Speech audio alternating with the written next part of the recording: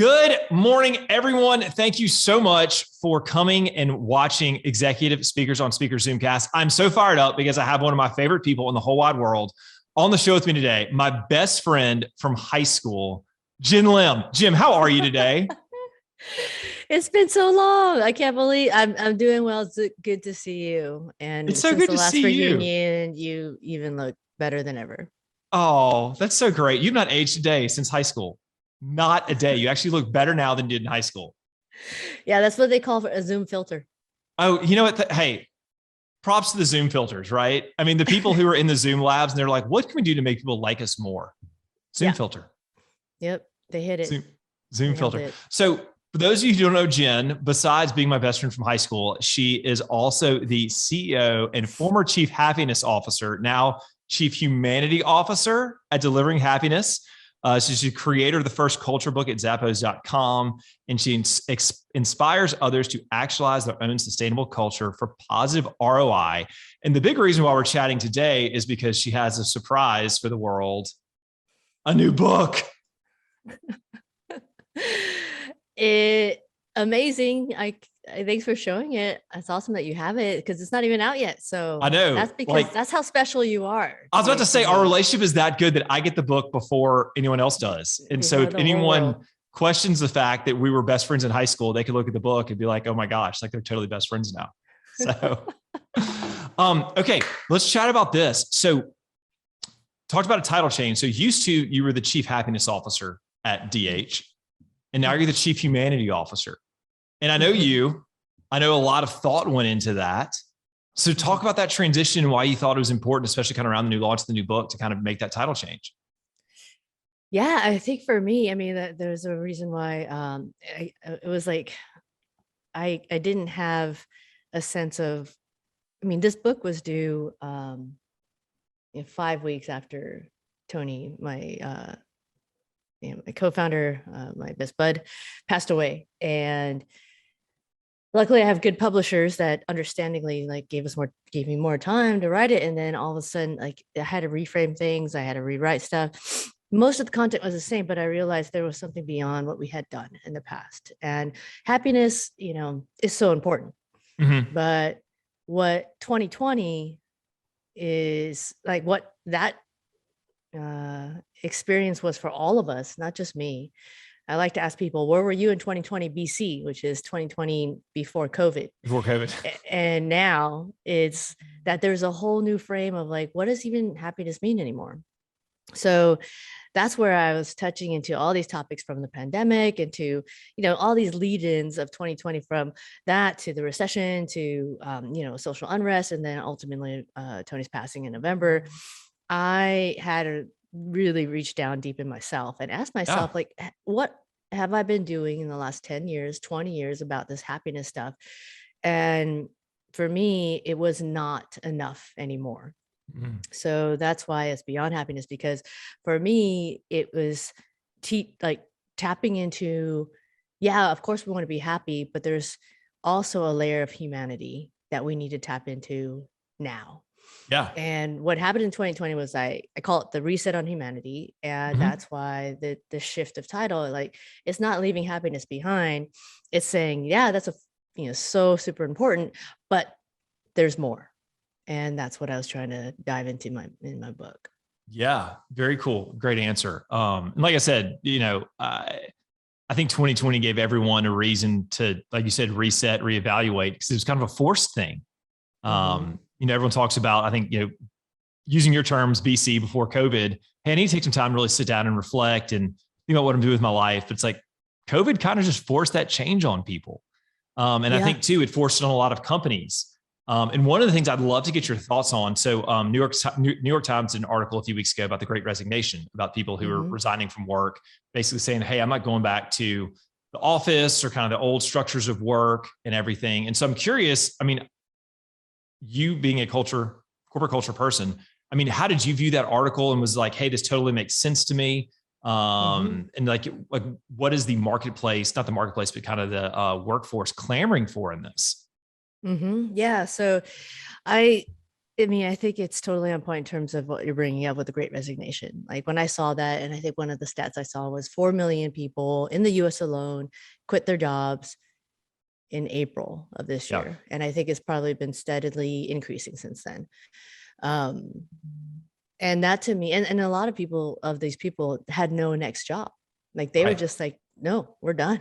Like Yeah. whatever it is, whether it's flexibility or lack of, whether it's the pressures of going back to the office when they didn't feel safe, or what I like to say is also not the Great Resignation. The flip side of the same coin is a Great Awakening. We had tons of time to just reflect Yeah. and really just boil it down to what's most important to us and how do we want to wake up in the day and actually feel solid. We don't have to be happy every day, but we can feel solid that we're actually living by our groundedness, of purpose and values, and with ourselves and the people that we love. And that includes work, of course. We spend a lot of time there. So I think this, if anything, like let's not let this good pandemic go to waste. Like let's use it for for the right reasons, for the positive reasons of what you're talking about here, because it is touching into not just what makes us happy, but also like where is our sense of self and grounding us, and how we interact with the fact that we're just more interconnected than ever. Yeah, that's awesome. So I guess you said something that I want to touch on. You talked about kind of feeling solid in your daily life and kind of how you're going through it. What do you think has changed as far as what companies need to offer employees as far as helping them find/live from that solid place? Yeah. And I think that Was that a good question? It's a perfect question, buddy. Thank you, like, Jenn, for acknowledging it was a perfect years question. since high school, we've just bloomed.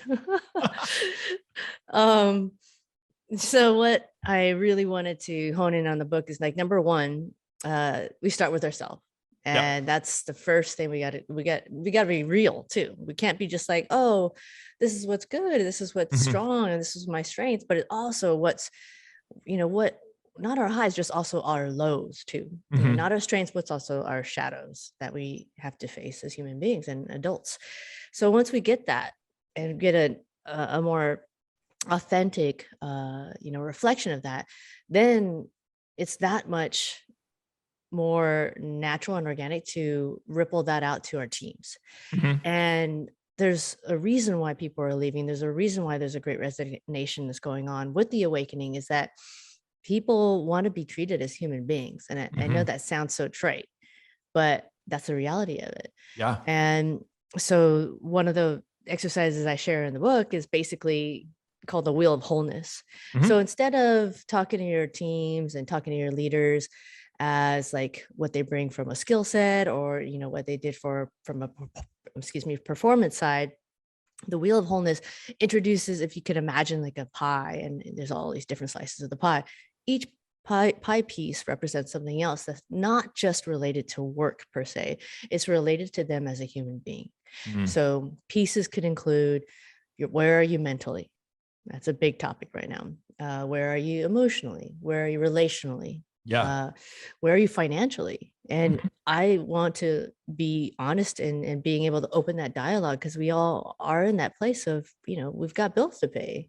You've got a new white shirt you want to buy because, this one's looking good, but I'm sure you want another one. It's things. actually not white. It's got some checks in there too. So it's not totally white. Thanks for noticing that it wasn't. I appreciate that. It's a nice shirt, but not as cool as your hat though. Your hat's amazing. I love that thing. This is my COVID hat. I haven't gone to a salon in a while during these last 18 months.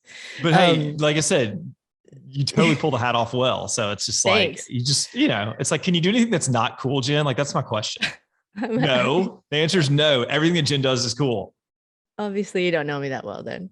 Come on. But just to add to those pieces and finish that conversation off, there's the pieces of our purpose, the pieces of like, what are we doing that's greater than ourselves?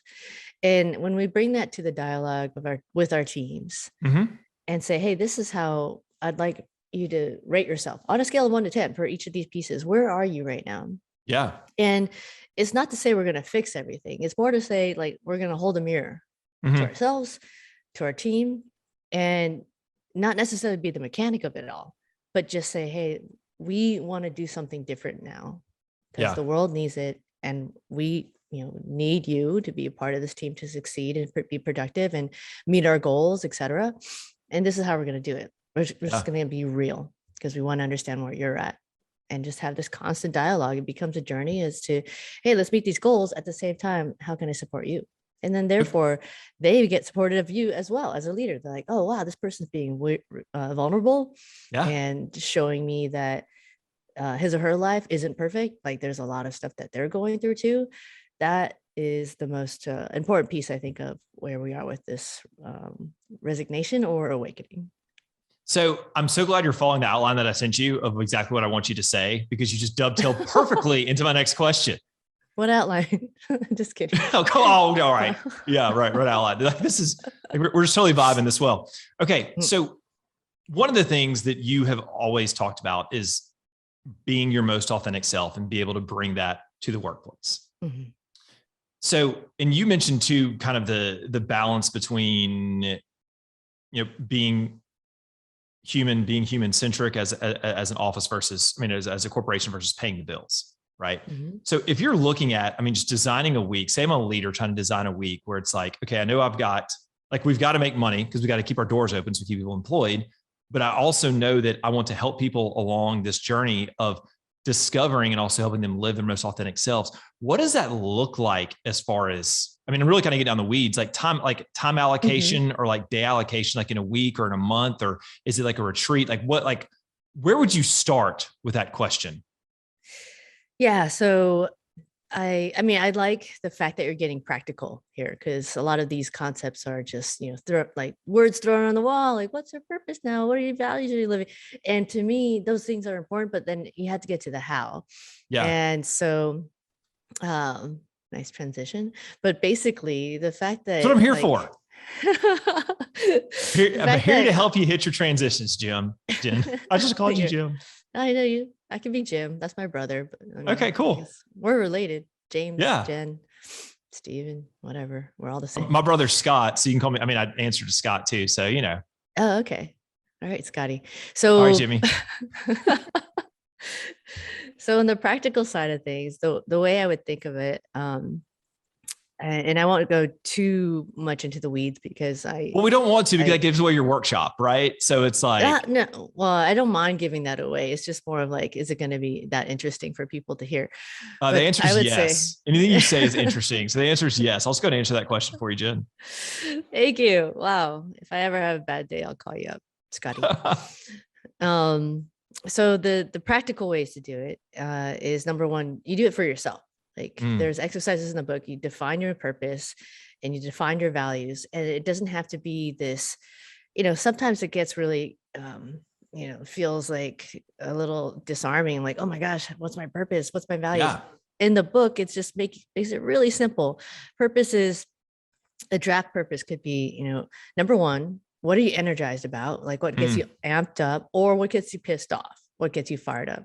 Number two, what are your talents? Which is, what do people ask you to do even without them, without you saying anything, because they can see that's what you're so good at. Yeah. And number three is inspire. Like, what do you want to do to inspire your team, the world? You answer those three questions. That in itself is already a draft purpose statement. It can be that simple if you don't have one already. Then you move on to values, and the values part. Yeah. And so this is what we've been seeing in the last 11 years. I can't believe it's been Delivery Half has been around. Like these simple things, it doesn't take a lot of time, and it's definitely not rocket science, but once you start doing it. So number one, draft purpose. Number two, you go to values. And there's another exercise called the happiness heartbeats exercise. And so essentially what you're doing is you go through your own life. You're the hero of your story. You're in your epic movie. What are the 3 highs and the 3 lows that you've had in life? And the importance about this is then you ask these questions. What values were there or not there? What people were there or not there? Like, why were these the most important moments of not just the highs of making me happy, but also your lows? And what we've seen is that when you take some time to reflect on that, you see the themes that come out and you see the values that come out. So for me personally, I lost my dad 18 years ago. I lost Tony most recently. I also summited Mount Kilimanjaro, and that shifted my whole life in metaphorical and physical terms. Yeah. And for me, I realized it was people, autonomy, sense of freedom, and sense of self, authenticity. So doing these exercises first within ourselves, then you get to see kind of like, wow, that's what these words mean. And then the next step is doing it with your team. And you may have a huge team, which I would say it's still very important and impactful to do it. You may have a small team, whatever it is, just take the size of team that you want to start doing with. Maybe you have 5 people that are go-to people that you really talk to. Maybe you have 20 or 30 or 100. It's incredible. Like once you open this door and ask them to go through these exercises and they define it for themselves, their own purpose and their own values, and you get back together and you actually just, I know we're in Zoom land now, so you don't have a real room anymore most of the time, but you put this all on a wall and you actually see how everyone's purpose is closer than you think. It's actually most aligned. And then therefore you can ladder up to the company's purpose in a more effective, meaningful way, because it touches their own person.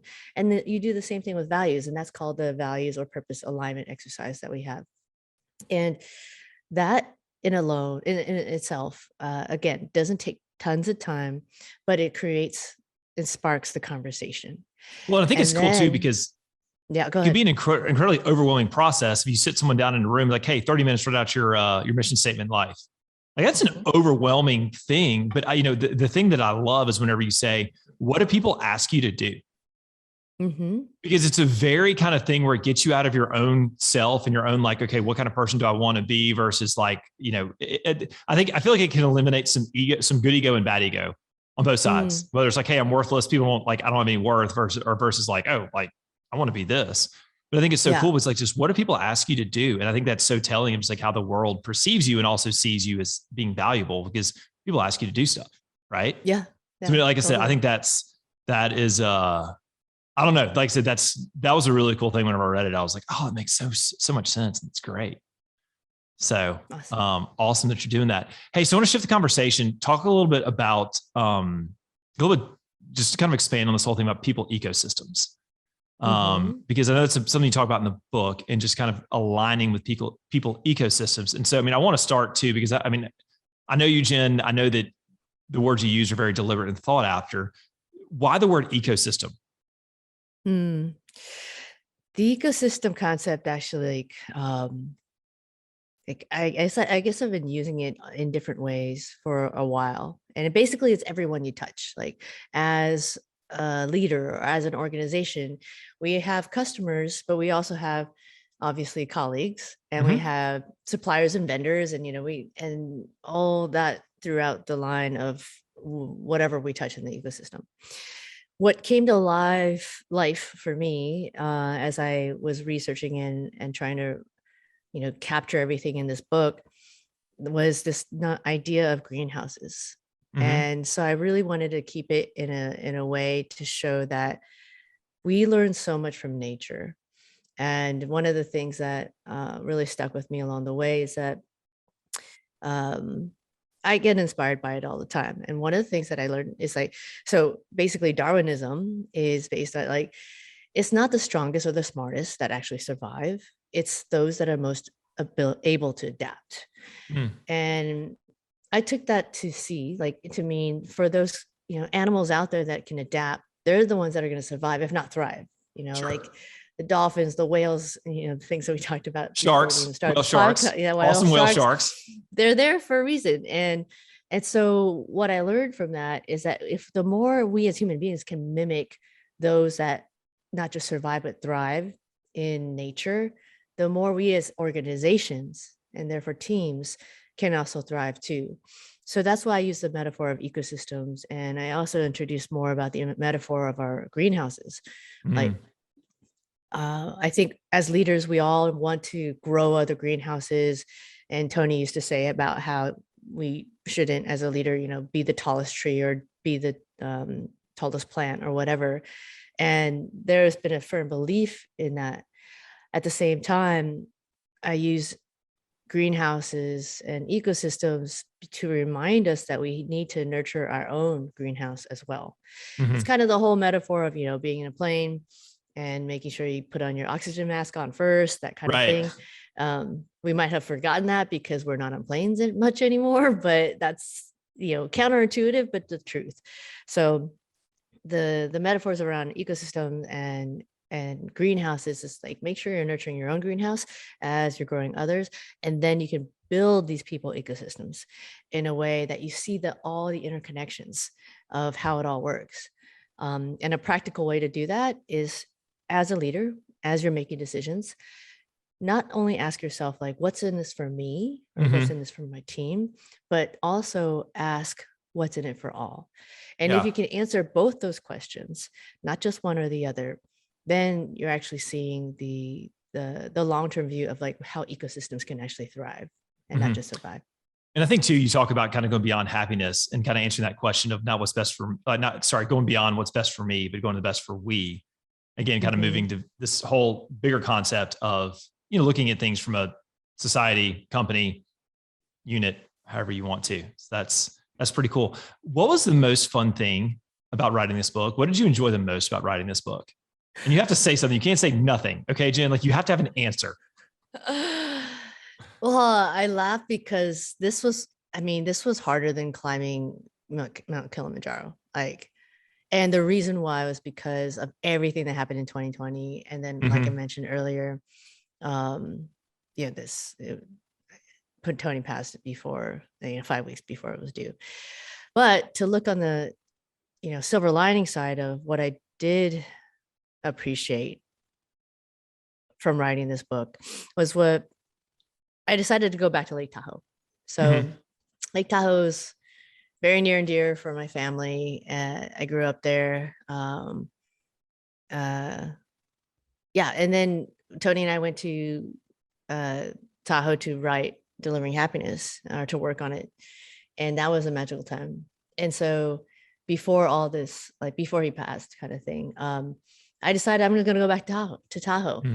And that was probably my favorite time. I was just by myself. I was getting reconnected with all, like, even after all the craziness of what happened in 2020.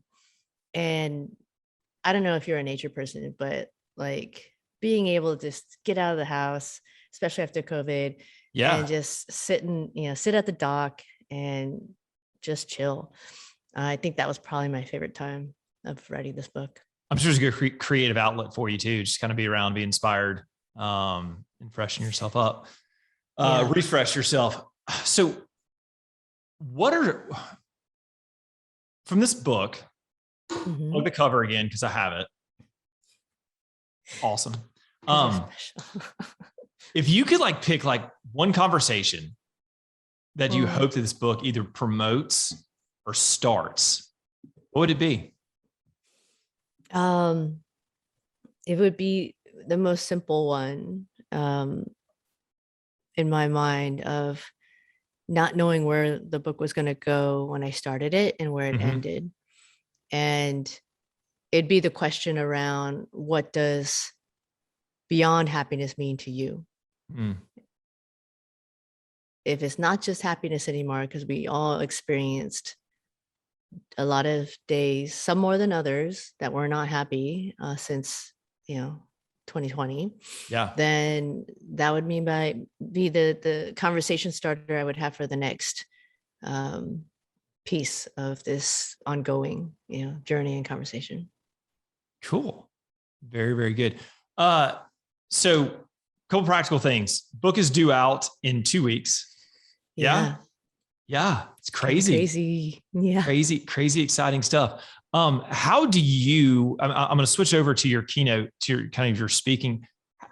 What have you seen kind of a shift in what audiences are asking you to talk about, kind of their pain points, or just kind of like what specifically, how are you seeing you're having to tailor your messages differently because of 2020? Like what are some kind of on the ground things that people are saying, hey, Jenn, we're really interested in this. Can you talk about this? Yeah, I would say that, I mean, because, a lot of people are thinking burnout, number one, retention, the Great Resignation. And we talk about those things in a way that is practical. But I think two of the biggest questions and changes from a speaking standpoint, one is, as I'm in these conversations with like senior execs, they're like, I don't even know what happiness means anymore, let alone for how I'm going to lead my team about this stuff. So I kind of love that they're just getting real about it. It's just like, I'm not even sure what it means for myself. So how am I supposed to lead a team about that? Right. So that's one thing. And the other thing is that, and I hope this is not going to be bad for you because, this is your business, but it's less about keynotes these days. It's more about just real conversation, not the talking head.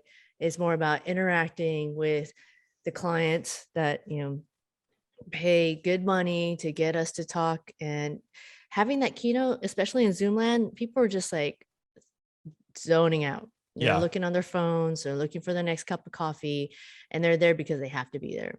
But when you have a leader, like a CXO of some sort, and a speaker that can have a dialogue where they're actively addressing their concerns, then the audience feels engaged. And they're like, oh, wow, leadership is listening. And this is why we're having this conversation and why I want to be here.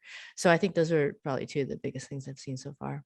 Yeah, but I definitely echo what we've seen at Executive Speakers Bureau, especially with, as we move on in the virtual world, clients are looking for different solutions rather than just having a keynote come in.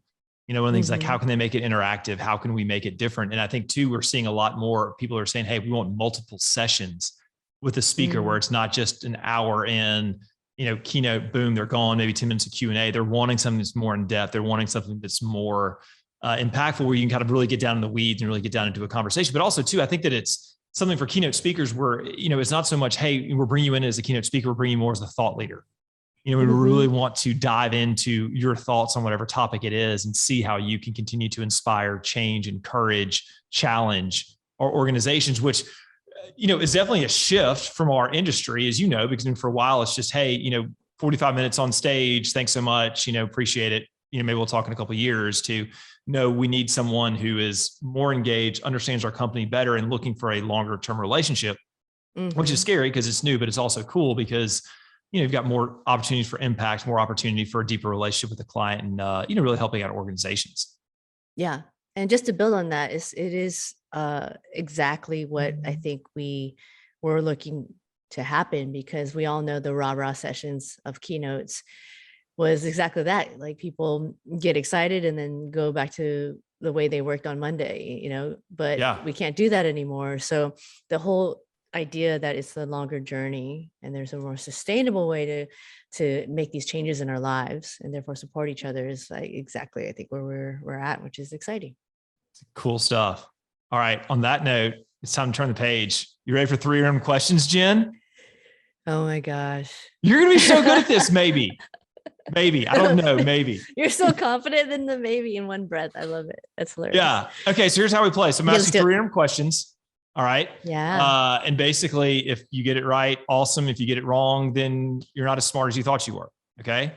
You go 3 for 3. Then it's like you're a genius. 2 for 3, pretty good. 1 for 3. Okay. Yeah. Now, full disclosure to everyone, Jennifer Manziel gave me this topic. So if Jenn gets mad at me for this topic, it's totally on J-Man. Like, I'm totally just like washing my hands of this whole thing. Okay. So I'm about to ask you 3 random questions. Oh, wait, Jenn, I forgot. Way to be courageous there. What? Totally forgot. I've got a bonus question for you today too, because we're best friends. So it's 3 random questions plus a bonus question. Oh, okay. It's like Jenn's like, my day's just getting better. This is great. Really, why am I talking to Steven again? Yeah. I don't know if that's a bonus. All right. So I've heard through the grapevine that you're a huge Game of Thrones fan. Not as much as J-Man. She was like, ask her questions about Game of Thrones. I said, okay. I feel like I'm already going to fail on this already. So anyway, all right, we can do this. All right, here we go. Okay, first question. Okay. How many dragons does Daenerys have, and what are their names? Oh my gosh, this is going to be ridiculous. There's no way. There's no way I know the names, but I'm guessing that she had 3 dragons. Oh, there you go. Good. I'm a visual person. I don't necessarily remember. Like, That's what's her okay. name again? Oh, Scotty. Yeah, Scotty. We're good. Jimmy, come on, you're good. You want to take a stab at the names? Oh my goodness. Larry, Tyler, and Mo. I don't know. No. Okay. Here, let's see if I can get these right. Okay. Alex, you're gonna help me here. Drogon. Drogon. Okay, that sounds familiar. Okay. Rhaegar and Viserion. Okay. Viserion. My bad. That sounds familiar. Okay, there we go. That's good. Okay. First season. Big question. Why was Ned Stark killed at the end of the first season? Spoiler alert, if you haven't seen Game of Thrones, I just spoiled it the first season for you. So sorry. Yeah. Oh why was Ned Stark killed at the end of the first season? He was beheaded, I think. Very good. Yeah. And it was why? It was probably because, I mean, the whole show is about revenging other people, right? So if you probably killed someone and that person wanted to seek revenge, maybe he killed someone's father? No, treason. Oh, it was treason. It was treason. Yeah. You don't think of treason, but it's there. You know, it's usually there. It's important. It's important. Yeah. It is. Yeah. Okay. Last question. First one was good. Second one, not so much, but that's okay. All right. Last question. How many seasons of Game of Thrones were there? That's a good one. Whew. I'm going to say, I'm leaning on 7 or 8. You got to pick one, Jen. Is it 7 or is it 8? I mean, am I in the ballpark or? There's no phone a friend option on here. It's just I know. I'm asking you, Scotty. Like I said, there's no phone a friend. Like I just need your answer here. Okay, I'm going to go with 8. 8. Alex, how many seasons were there? Actually, you're wrong. There are only 6 because the 7th one was so terrible it doesn't count as a season. Trick question. It was 7. You were close, Jen. I was. But you were close. All right, you ready for a bonus question? This doesn't have to do with Game of Thrones. Really consider it a bonus, then sure. Yeah. No. This has nothing to do with Game of Thrones. It actually goes back to our last time we were on a Zoomcast together. Oh, amazing. Okay. How many games did the San Francisco Giants won this year? Here, I'll make it really easy for you. Is it over or under 100? Oh, I would say definitely under. No, it's over. What? Yes, they're like the best team in the National League. Oh my gosh. I clearly, you can tell I've been in my book cave and I'm just coming out and just book promotion stuff. It's fun. Hey, you know what? I can't imagine what your life is like right now. Can't imagine. Anyways, okay, Jen. Oh my gosh. All right, people. Buy this book. It's amazing. Jen's amazing. Buy this book. It comes out in 2 weeks. I cannot recommend it enough. Jen, you're amazing. I have so much fun with you. It's just fun chatting with you and get to know what you're up to. For more information on Jenn, go to our website, www.executivespeakers.com, where you can get speech topics, see video, and learn more about our friend Jenn Lim. Jen. Scotty, Steven. There we go. Hey, thanks for the time. Always great to see you. Thank you. Likewise. We'll look forward to chatting again soon. Okay. Yeah. Thanks so much for the support and giving me crap see you, Jen. about these questions. Bye.